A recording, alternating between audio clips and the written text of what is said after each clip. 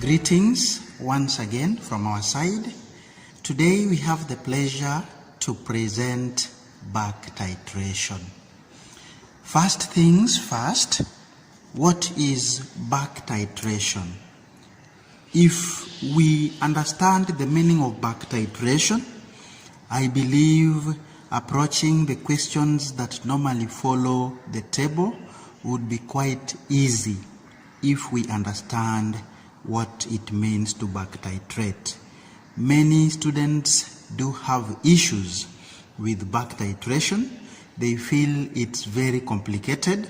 So I want to present an easier to understand version of the same, so that should we bring you a more complicated one, you are able to approach it with ease.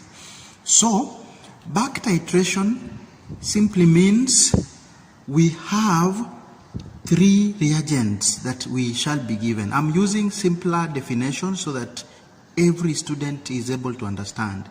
In direct titration, for example, we only had two reagents. In redox titration, we will also have only two reagents. But in back titration, we shall give you three reagents. Maybe one could be an acid, for example, with our case today. Another one would be an alkali. And then we give you a third reagent, which can be a metal carbonate, can be a metal oxide, or just a metal. This comes in form of a solid. So what we are doing is, your acid will be in excess to the extent that it undergoes two reactions. One, we shall react the acid with a carbonate, and then we deliberately make the acid molecules to be in excess to the extent that after reacting with the carbonate, some molecules of acid will remain unreacted. Then the unreacted acid is then finally titrated against the alkali. So in simple terms, that is the meaning of back titration. So we give you an analyte which is in excess. It reacts with the first sample and then goes ahead to react with the second sample. The second sample, the reaction takes place during titration. So for our case, we are giving you 2 molar hydrochloric acid labeled Ba10. We are giving you 3 grams of a metal carbonate, X carbonate, and then we give you 0.8 molar sodium hydroxide labeled Ba11. So the moment you see these three, what should come to your mind is back titration. So what we do, we shall first react our carbonate with hydrochloric acid. Some of the hydrochloric acid will remain unreacted, which finally will be titrated against our alkali. That is back titration in simple terms. So, going to our experiment, you are required to determine the number of moles of hydrochloric acid that react with 3 grams of X carbonate, and then you go ahead and determine the relative atomic mass of metal X. So let's quickly go through the procedure. We were told to measure accurately. We need these figures for our calculation, so please take note. 60 cubic centimeter of 2 molar HCl, and we transfer it into a 250 cubic centimeter beaker. Then, after that, we are supposed to transfer all the carbonate provided into the beaker with the acid and stir until everything dissolves. So what we are doing here, we are reacting our carbonate with the excess acid. The acid that will remain, so when the reaction has subsided, label this solution Ba12. So actually, this Ba12 is simply your excess hydrochloric acid that have not reacted with the X carbonate. Then, we are now going to use 10 cubic centimeter portions of your resultant solution, which in short is excess HCl. And then we titrate it against the 0.8 molar sodium hydroxide. So because we are presenting a dry practical, we have filled the table having done that simple procedure. So here is our table. We shall give 4 marks as usual, and then the mark on calculate the average volume of sodium hydroxide used. This mark, as I explained earlier, will be marked together with the table. So on how the table is marked, we want to refer you to our earlier video on direct titration. We are going to provide a link in the comment section. If you'd want to have a look at it, please go ahead, because we explained in detail how the table is awarded marks. We do not have to repeat it here again. So I want to move now to the calculations as we explain, or as we explore the meaning of back titration. So the first question, calculate the average volume of sodium hydroxide used. From the table you can see our volumes. As we agreed earlier, this student is supposed to average all the 3. So 12.5 plus 12.6 plus 12.7 over 3, and we get our average volume as 12.6 cubic centimeters. That would score, we agreed, the only marks you can afford to lose is either accuracy or the mark on what we call the final answer. Otherwise, please fill the table quite well, be consistent in number of decimal points, complete all the 9 spaces that are left, and again average only values that fall within the range of plus or minus 0.2. Then the minimum marks we expect you to score here is 3 out of possible 5, as we agreed earlier. So let's proceed to question number 2. And here we were asked, calculate the number of moles of HCl present in 60 cubic centimeter of BA10. So we take you back to what you are provided with. BA10 was a 2 molar HCl solution. So getting number of moles in 60, and we are using first principle approach, which makes these calculations very, very easy. So the answer here becomes so easy to do. 2 molar were present in 1000 cubic centimeters, as we always do. But this time in our titration, or in our reaction with the carbonate, we only picked 60 out of the 2 molar solution. So 60 cubic centimeter would have how many moles? So simple cross multiplication would give you the answer here, and you get 0.12 moles. So before we put in our carbonate, the number of moles of HCl available were 0.12. Please take note. So this number of moles took part in 2 reactions. 1 with the carbonate, and then 2 with the base, the sodium hydroxide, during titration. But the total number of HCl that were available, the total number of moles that were available was 0.12. So we continue. Next question, question 3. Calculate the number of moles of HCl present in 10 cubic centimeter of BA12. If you can remember, BA12 was our resultant solution which had excess HCl. After the 60 cubic centimeter of BA10, after we dropped our carbonate here, the solution we obtained was called BA12. Then we picked 10 of it, and this is what we titrated against sodium hydroxide. At this point, we do not know number of moles of BA12 that reacted with the carbonate, and we also do not know the number of moles of BA12 that reacted during titration.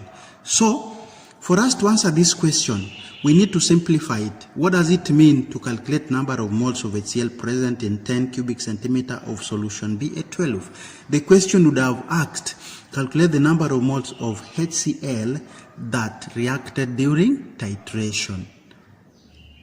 This is what the question is asking in simple terms.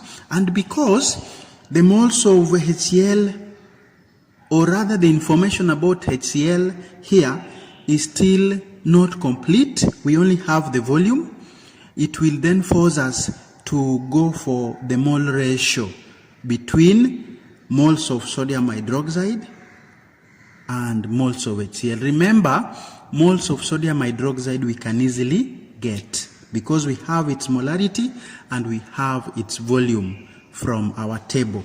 So the first thing that we have to do here so that we get mole ratio is to write an equation for the reaction during titration.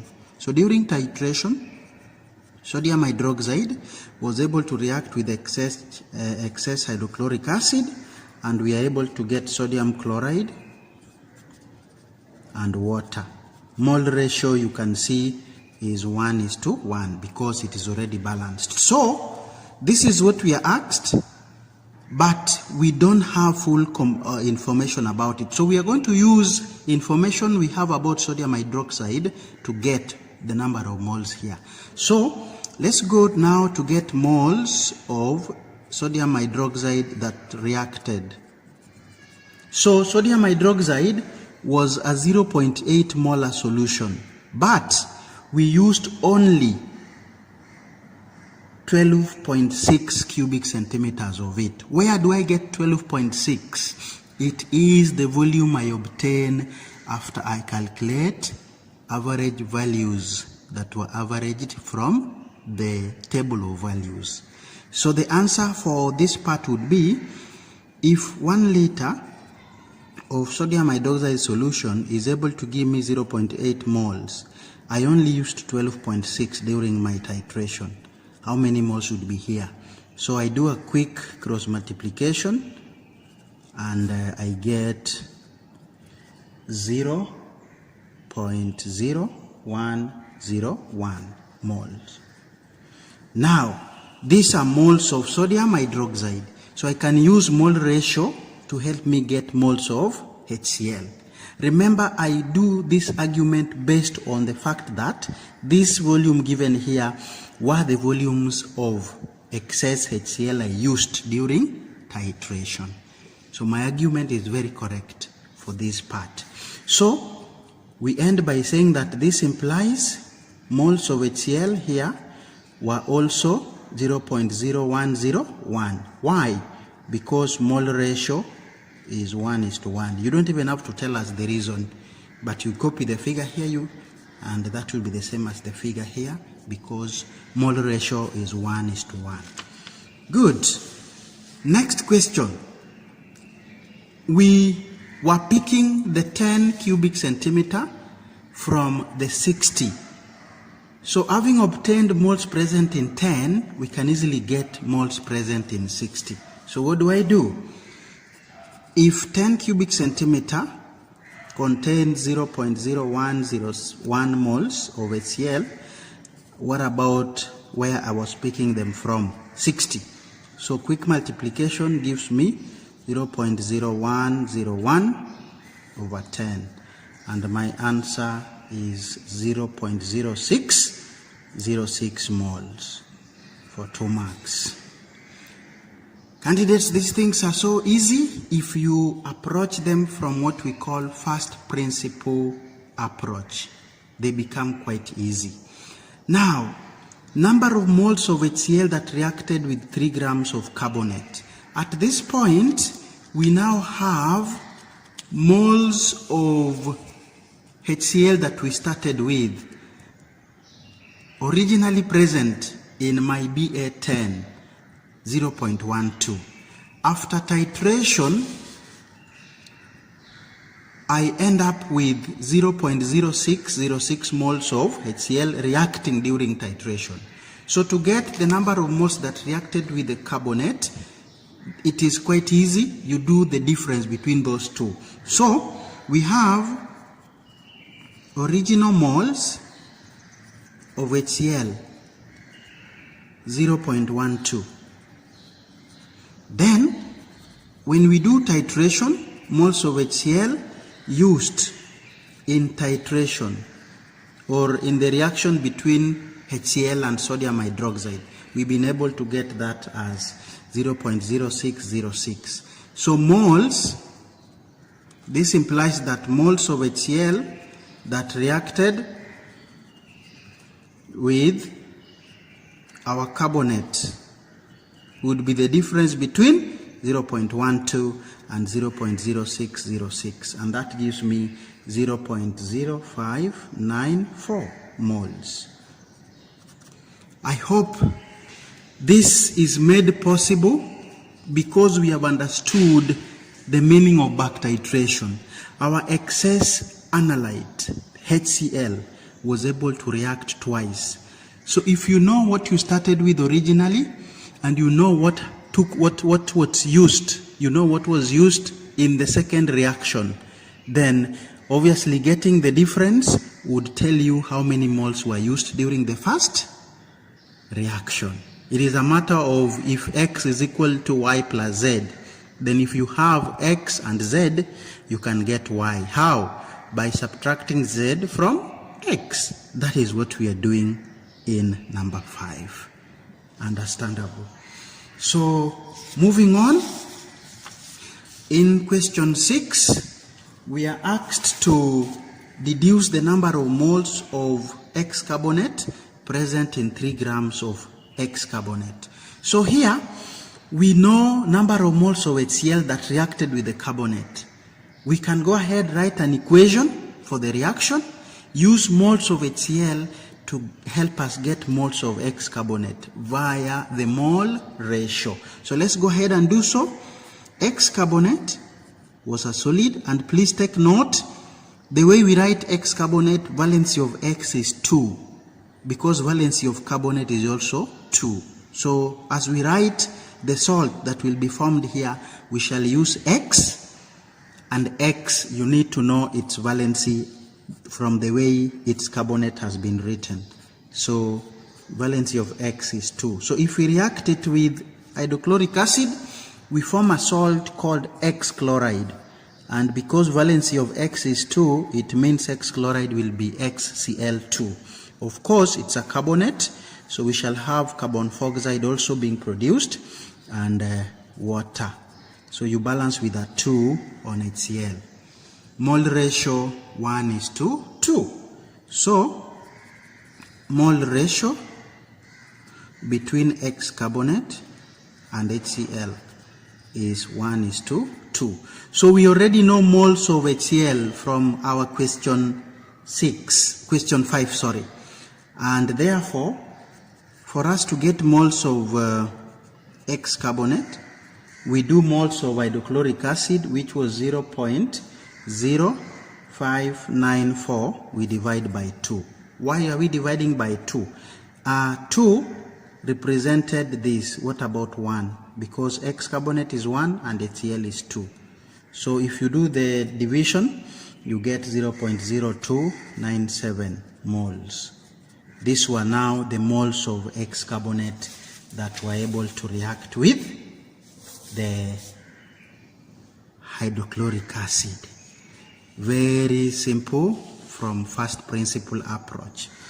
Okay, next question. Calculate the relative formula mass of X carbonate. I've always said that this is mass of 1 mole, relative formula mass. So these moles here were 3 grams as given in the question. So if 0.0297 moles is able to give us 3 grams, what about 1 mole? How many grams would you have? So this is 1 times 3 divided by 0.0297, and I get 101.